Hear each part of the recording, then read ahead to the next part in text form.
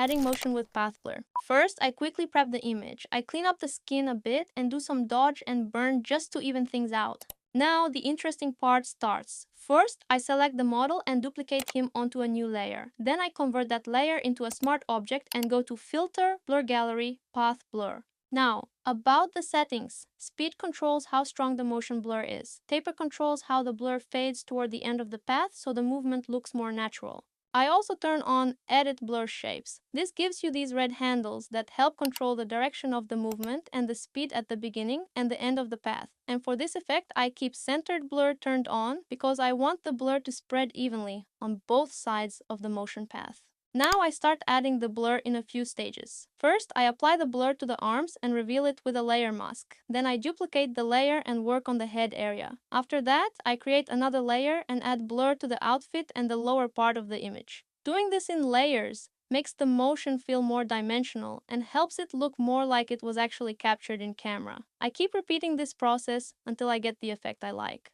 After that, I merge the layers, slightly distort the outline of the model, and blur it again. Then I set this layer to screen blending mode. This creates a glow effect, almost like the model was hit by a flashlight during the shoot. Next, I do a quick global dodge and burn to bring back some volume and emphasize the areas that should feel more three-dimensional. Then comes the color grading. The main idea here is split toning, warm highlights, and cooler shadows. I also slightly reduce the brightness of the reds so the highlights don't feel too strong. Then I add a prism overlay around the outline of the model to simulate lens reflections and add a dreamy atmosphere. This step is optional, but I personally like the effect. Finally, I push the shadows a bit cooler and enhance the glow using curves and luminosity masks. And here's the before, and here's the after. Follow me for more color grading breakdowns.